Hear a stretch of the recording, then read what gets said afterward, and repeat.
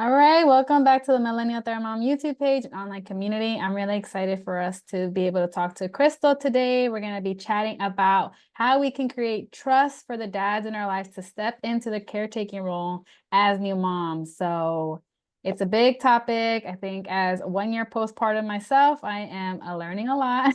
And I know that Crystal has a lot of experience that she brings into this. So can you introduce yourself and a little bit about what you do and why you want to talk about this topic?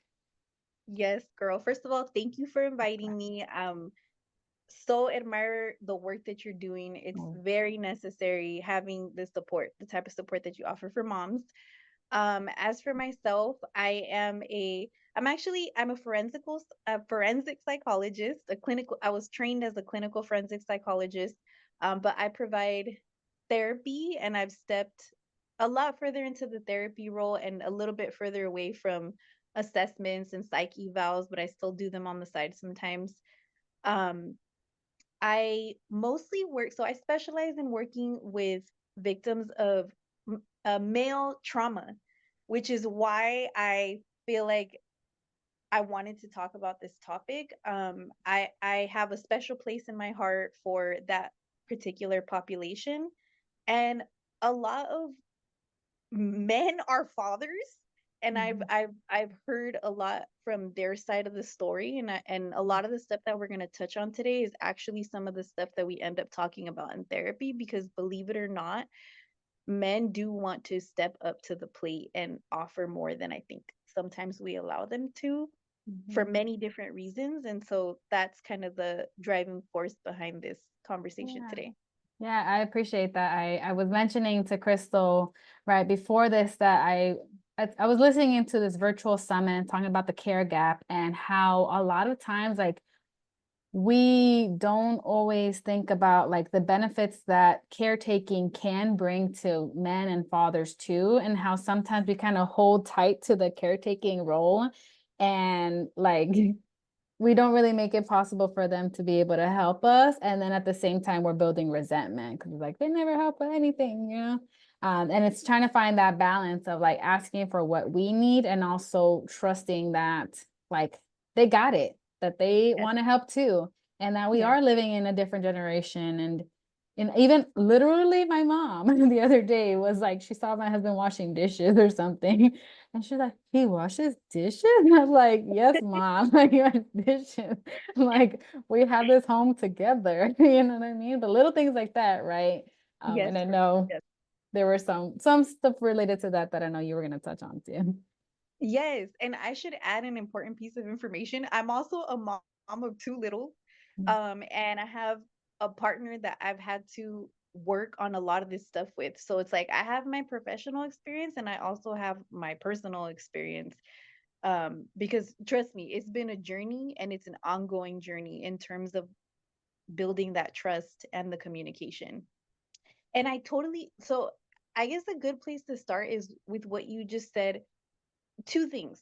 One is about how the generation has changed, the times have changed. So, like, as you were talking, I was thinking, you know how they say, like, in this day and age, you need a two-income household, right? Mhm. Well, then you also need a two caretaker household. You're Mhm. both contributing to like those two things, right? It's like, because Mhm. if you're asking that both parents are, somehow figuring out how to make money to bring to the table, Mhm. that means that that time and energy is going to go elsewhere besides the caretaking. So now both Mhm. partners have to kind of work together to figure out how to fill that gap that you were Mhm. touching on, right? Um, and then the other piece is about that maternal. I think it's bigger than a maternal instinct. Like, I think that there's some innate, one is the innate maternal instinct that we have as women, but I think that the other thing is like, if we think about, well, okay, let's talk specifically about Latinas, right? Because where's your family from? Mexico. Mexico. Okay, my Mhm. family is also from Mexico. Um, and I know that in our culture historically, think about all the historical trauma that we've been through, because I think that affects our parenting. And I think that, like, when you think about being afraid, like little things that come up, like being afraid that somebody's going to take your kid, your child, that somebody's going to steal your child, that somebody's going to hurt your child.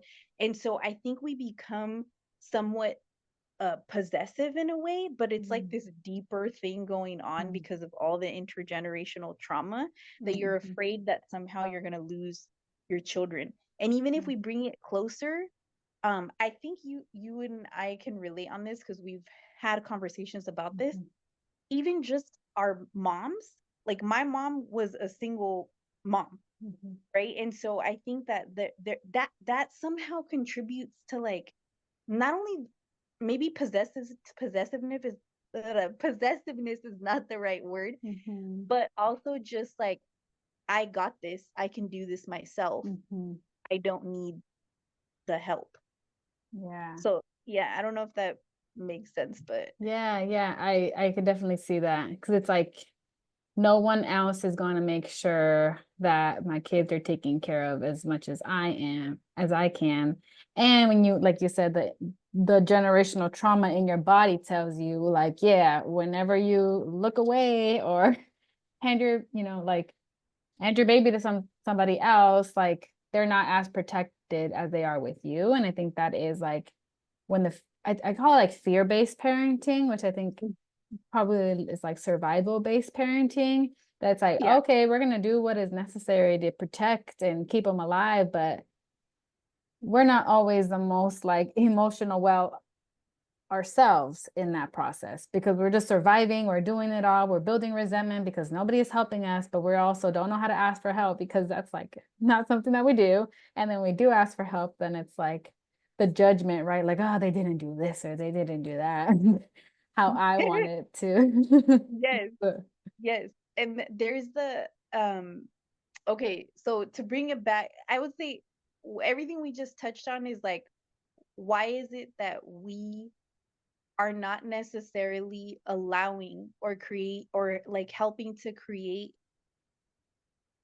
a space, or the level of trust and intimacy that's required between partners for them to be able to show up. And it's not, when I say that, it sounds like I'm saying it, I feel like it sounds like, oh, we're doing this on purpose, but we just touched on all these underlying reasons why we're doing what we're doing, right?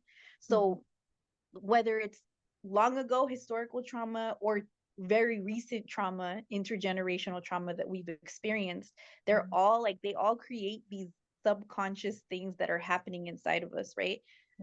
So, okay, that being said, if we shift the conversation a little bit and we start to like pull in or bring in the partner, our partner, I would say, if I had to boil it down to like three things, and I'm gonna say that I wish I would have known, because I didn't know this. I had to figure this out as I was parenting, through many difficult conversations with my partner, and even more so expand into what I'm about to say, when I had my second child, when I really could not do everything by myself. Because I think with the first one, it's like, you can kind of get away with these things. You can maybe, I'm gonna say, mask it. I don't know if this is the right context, but like you can not necessarily deal with some of the issues that once you step into being a parent of two, they're definitely going to shine through. Why? Because your capacity is being spread even thinner than it was the first time. So like, so if boiling it down, I would say is like fostering and building communication with your partner, which is hard. It's hard, but, or maybe not for all of us, but I think for a lot of us, communication is hard. And I think that's where the lack of communication can very easily breed the resentment, right? Because I know there's still to this day, I find myself like that bit of resentment starts to build up. But the moment now I'm able to recognize, like, oh, I could feel that little feeling in my chest. That means I have to say something. Yeah. Rather than letting it build. So communication, um the trusting and allowing your partner to not only, like, if we talk about early postpartum, I think at first it's very much about caring for you, right? Like for mom.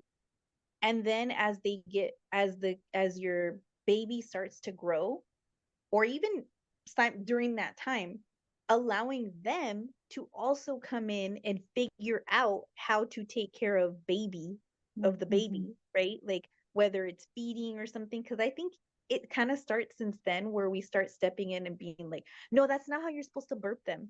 No, that's not how you're supposed to feed them, like. And then so it's a practice, right? Like letting them step in and taking a step back, and maybe sometimes like turning the other way, because in the beginning it might be really hard to just sit with that, or biting your tongue. um and then that starts to evolve over time as you go further into motherhood, as your child gets older. And that's where, like, when you were talking earlier about allowing your partner to step in and parent as well, I think that involves not only like basic needs and things like discipline and stuff, but also play. Like allowing them to play. Like, one thing that I so appreciate is that my partner plays rough with the kids, because I'm like, it's actually really good for their development. And I don't want to be the one to be getting kicked and hit and playing wrestling and this and that. I'd rather them go and like get that out there with their dad. But I had to learn, like, at first I'd be like, oh, like I hear them laughing and playing, and I'd be like, well, I want to go over there, like I want to participate. And I had to learn to back off and be like, no, let them have their time. Just like we have our bonding time, let them build their bonding time.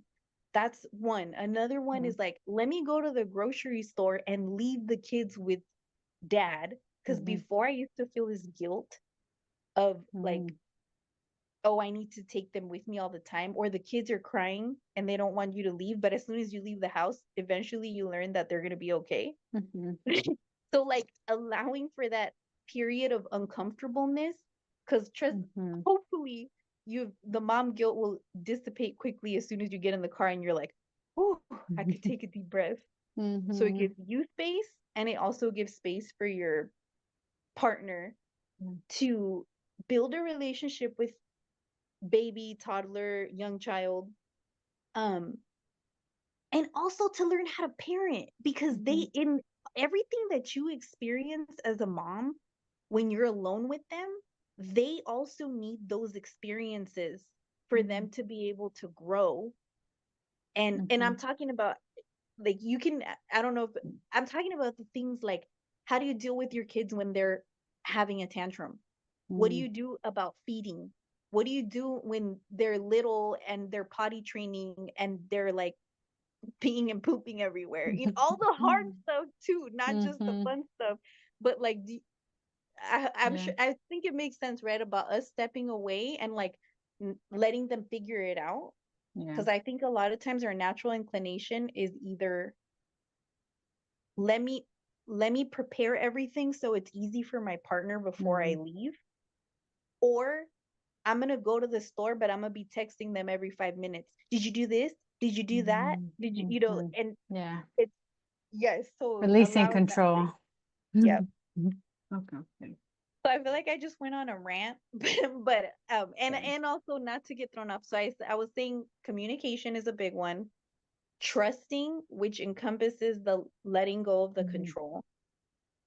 And the last one is, I would say, preparation, which is kind of like, I think, goes along with the first two, right? So if you are able to start thinking about this before you have kids, you can start practicing it, even if you know you're going to have kids in the near future, if you're pregnant or if you already have kids. Preparing your partner and having conversations and being like, yo, we need to start like being better at communicating. Maybe I need to start telling you when I'm feeling resentful, when I need more help. Yeah. when I'm feeling overstimulated, right? Or when I'm starting to feel overwhelmed. Because all those things are things you can be experiencing before you even have kids. Yeah. Kids only, I think, heightens those pre-existing tendencies that we have already. Yeah. So the preparation piece is like putting that into play before, hopefully, or at least like preparing yourself and your partner to get ready to be like, we're going to start practicing communication more and trusting each other more. Yeah. Yeah.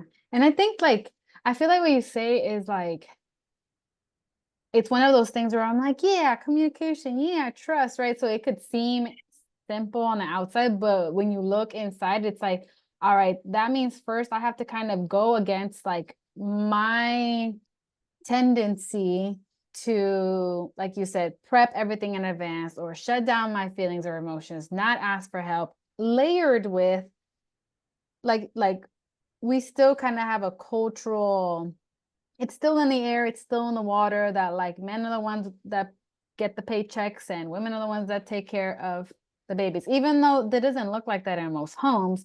But there's still something in the water, there's something in the politics, there's, you know, they're in the media that says these things. So it's like it's pushing past that, because I know I have experienced it where sometimes I'm like, well, I'm mostly a stay-at-home mom and my husband is working, so I feel bad about asking for help with the babies.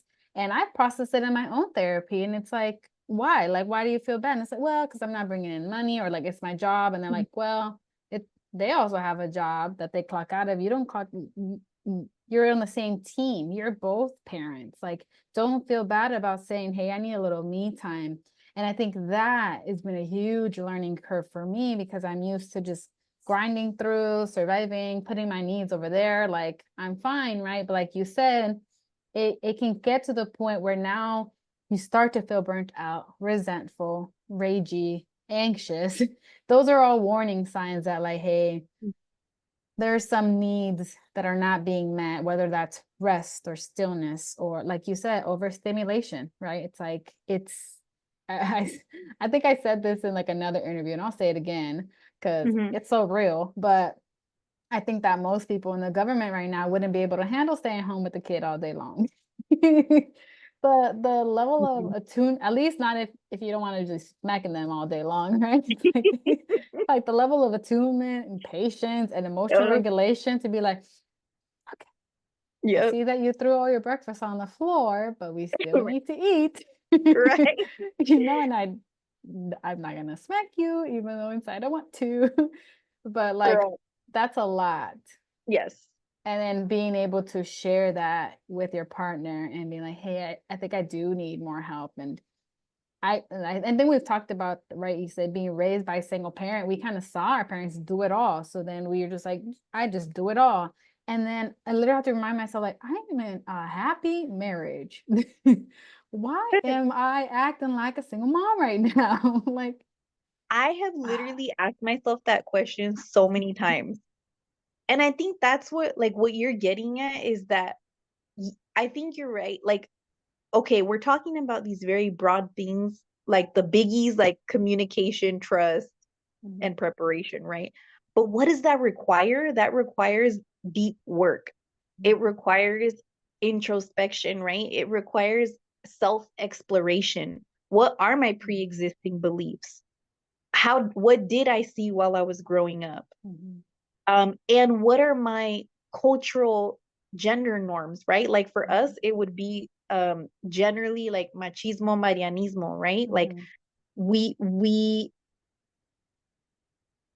and this is kind of an overgeneralization, but like in a nutshell, it's like, okay, we should serve our partners, right? Like be their servants in a way. We should make them comfortable.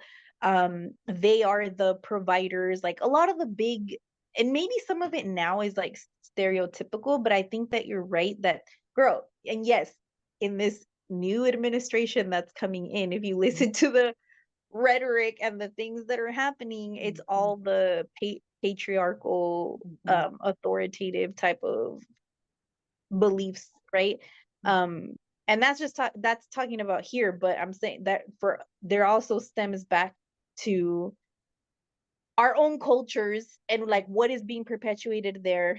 So, Mhm. and we talked about that too, right? Like in preparation for this conversation, what are the expectations of gender roles, and how is there a mismatch between that and the reality that we're actually living in? Because Mhm. there, I think there is a mismatch. Mhm. We have evolved, both men and women have Mhm. evolved. And so I think that's where like now there's a willingness, much I think that there's more of a willingness for some men, and I say some because I know that's not the case for everybody, like that Mhm. some men are wanting to help more with the caretaking and to have deeper relationships with their kids. Yeah. Because a lot of men also grew up in single parent households, and they saw what their parents went through, whether it was mom, dad, or I should even say caretaker, right? Grandparent. Mhm. Um, and so we're talking, okay, so deeper work, exploration of belief systems, exploration of like what cultural norms for gender roles are. Mhm. Um, and then the behavior part, right? Like how am I actually contributing to this? Because the basics of like thoughts, feelings, and behavior. I'll give an example. And this was way before we had kids, because I've been with my partner since we were like in high school. So Mhm. we've been through many different growth phases together. Mhm. But when we first moved in together, I was also in therapy, and I was starting to become resentful because he would leave his shit everywhere. He would leave Mhm. like clothes everywhere and stuff, and I'd be like, like I would go and not say anything but be huffing and puffing and like picking it up. And so I told my therapist about this, and she's like, well, why do you keep doing that? Mhm. And I'm like, I don't know, because that's what I'm supposed to do, like pick up after Mhm. him, right? And she's like, well, why don't you stop? And I'm like, I don't know. Like, no, I had never thought about it before. So then so I'm like, yeah, but if I don't do it, then like, who's going to do it? There's just going to be a mess everywhere. And she's like, well, why don't you tell him that you're not going to be picking his stuff up anymore, and then don't do it, and Mhm. either let him do it or allow it to like build up, basically. Mhm. And it's that phase of sitting with the uncomfortableness, right? Yeah. Of like you were saying earlier, us being the ones to start to pull back and hold back from Yeah. what we are naturally inclined to do. Yeah. Yeah. I think that's all valid. I had like different directions that I feel like my brain wants to go to, but I do think it's kind of like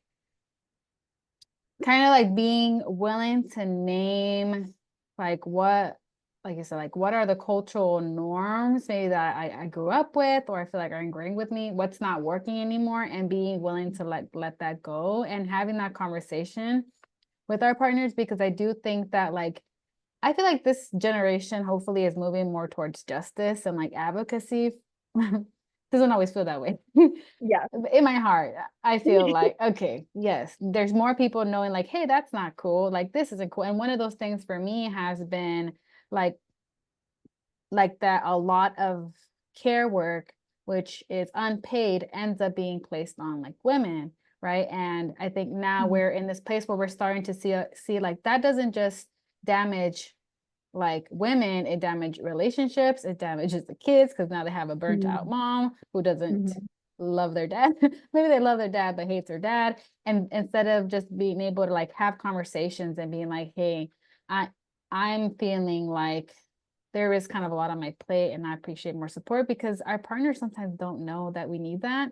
And I think to tie it back to like the single the single parents, like with my mom, like I also see that she didn't feel like she deserved extra care and support. And I think that's what happens when we put Mhm. so much on women. It's like, you can figure this out. You're strong. You got this. Mhm. And like, yes, like my mom is the strongest woman I know. And at the same time, I'm like, I don't feel like she should have been that strong. I feel like there should have been more support. Unfortunately, it wasn't from like the baby's father, but if it was like other people in the community just seeing her, helping her with the groceries as she was walking 3 little kids to bus, you know, like I feel like if we're all able to kind of appreciate everybody's value in care work, including men, and like it's also good for men to see themselves as more than just paychecks. Like, you know what I mean? Like you are Yes. more than what you earn. My father's out there. You know, it's like Yes. your presence in your kid's life matters so much, like the attention and what you get from it too. I think it's just good for the whole family. And like you said, trying to figure out what's within my control. In my family dynamic, oh snaps, I'm not asking for like some sharing the load in this. I'm not saying, hey, could you spend time with the baby this time, right? Or I'm not making it even possible because I'm criticizing every time they're together or whatever, right? So it's like, okay, what's within my control? And then I think in all that, I did kind of want to ask a follow-up question, like what would maybe to like wrap it up a little bit. I feel like we could talk about this for hours. So there might be a part 2.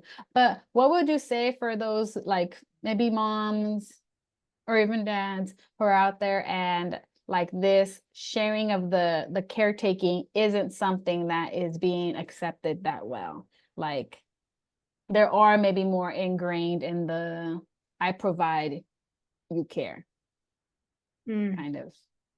Oh, yeah. So, okay. So what would I say to them if they're now, are they this hypothetical, are they wanting to make a change, but Yeah. then they just feel stuck? Okay. Yeah. Like there's So, resentment in the relationship and they're like, we need to do better. And one of the parents is saying, okay, I need more help with the baby. And the dad's like, well, what? yes. Okay. So I would say that in the beginning, there may have to be a teaching moment for both. And that, okay, so I would say to mom, like, this is gonna require advocacy for yourself, right?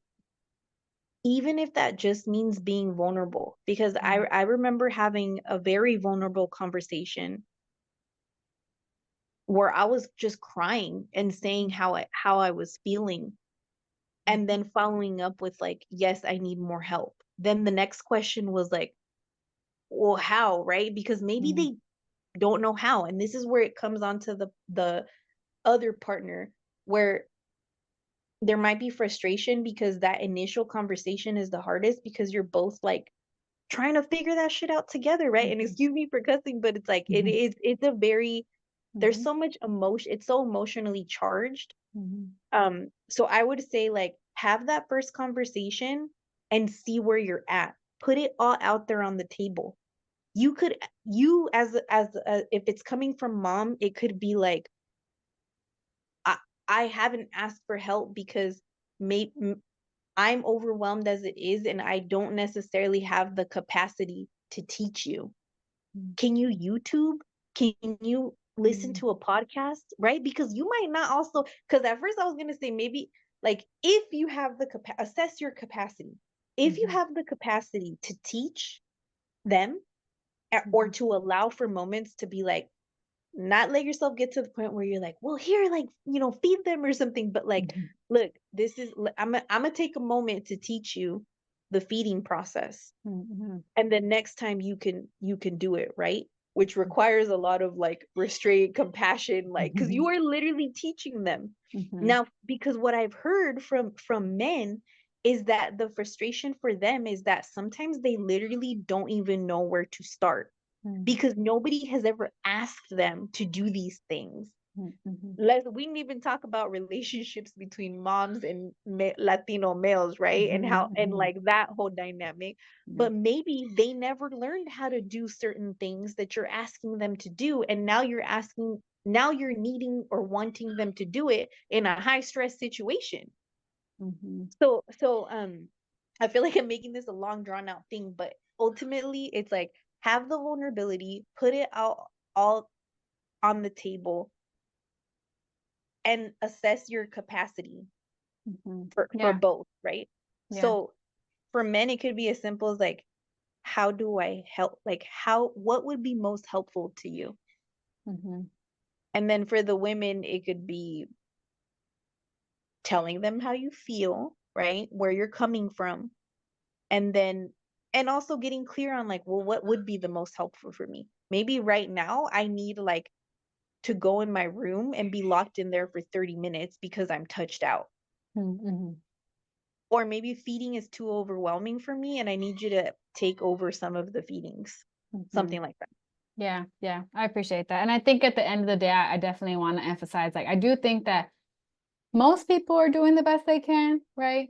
I do Yes. think that we live in a culture where little girls from a young age are praised on all the nurturing, caretaking, giving the baby dolls, and boys aren't. So by the time they become fathers, they're like, no, you're better at this, right? But I think Yes. allowing ourselves in our relationships, be like, no, I know you got this. Like, Mm. like I know you can do this. Like our daughter thrives when she's with you, and it's important for her to like spend time with you, and you're more than paycheck, whatever, like when you say like, right, and it's like, and not diminishing all that they do because I do think that a lot of dads end up like working so many hours because they're like, this is how I love my family. And I think we're getting to a place now where we're like, actually, like I would rather have you around. Mm. And, like working all these extra hours, and again, being in a place where we've done enough of our own introspection or journaling and be like, oh, snaps, okay,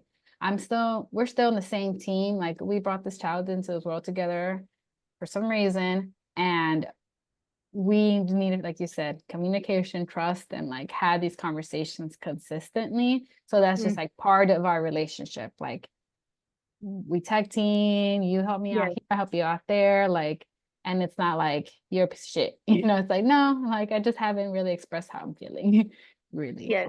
and how you can show up, or like I said, advocating for what we need for Yes. us to be well. Because Mm-hmm. a relationship and resentment it's not pretty. No, no. And the most important factor in a family household is how the two of y'all are doing. Mhm. So that, yeah. And like you said, excuse my roosters in the background, by the way. I I hope they're not thought they were too loud. potentially children. I was like, oh, okay, having a good time with Papa. My roosters. Um, no, but yes, there's so much to be talked about. I feel like it's hard to have this, there's so many layers to it that it's hard to squeeze into like this amount of time, but I feel like that's a good starting place. And you made a lot of good points as far as like, I would even say there being some just like you're saying justice aspect in this for both the feminine and the masculine, Mhm. is that if I zoom out on a spiritual level, I think that where we're at in our lifetime right now spiritually is that both men and women are trying to figure out how to balance the opposite energy. Mm. I really think that's what's happening. I think Yeah. there's been a big swing there a long time ago. There was a big feminine strength on earth. Then Mhm. it the pendulum swung way to the other side and there was a huge masculine um energy on earth, Mhm. and now I feel like we're all kind of trying to figure out how to come back into balance. Yeah, yeah, To wrap yeah. it up. Yeah, I love that. Yeah. Embracing the rest and the stillness and the play and the connection for everybody. Yeah. It's good for all of us. Yeah. Awesome. So I appreciate, like you said, I feel like we could have talked for hours, but we'll try to keep it within 30-ish minutes. Yeah. So how can people be in touch with you, if they Mm. want to get in touch with you, and if you have any last things that you didn't get to share, you just want to leave? Yes. Okay. So you can find me. Best place would probably be on Instagram at mindshifter108. You could also find me at the male trauma institute. So male_trauma_institute. Um, and through there we could book like therapy services and stuff. Um, Also, I'm thinking of hosting in the coming early years some sort of support group for fathers who are Ooh. wanting to step up or who are like navigating the postpartum period, and Mhm. they're trying to figure out how to step into that role. Uh, Mhm. in a deeper way. So I'm gonna throw that out there Yeah, for today, and see if anybody's interested. And if they definitely. have contact with you, they could always get in contact with me through you. You could totally send them my way. But I would love to connect with anybody who's has any questions or just wants to chat. Cool. Well, I appreciate you so much, Crystal. Yeah, I think this conversation was great, and I'm sure we'll do a follow-up at some point soon. But I love the idea for the support group. I think it's much needed because I think just as like moms sometimes get, I feel like in postpartum, the baby kind of becomes the center. And that means Yes, like moms get neglected, but so do dads. And yes. then I think there is a big shift towards like, let's help maternal mental wellness, but then we forget about paternal mental wellness. So I think it's like, let's bring up everybody. Everybody deserves to be well. Like, The family need to be well to take care of this baby, right? Yes. exactly, Yes, girl. I exactly. appreciate you too, and I look forward to future conversations. All right, thank you. Bye. Bye.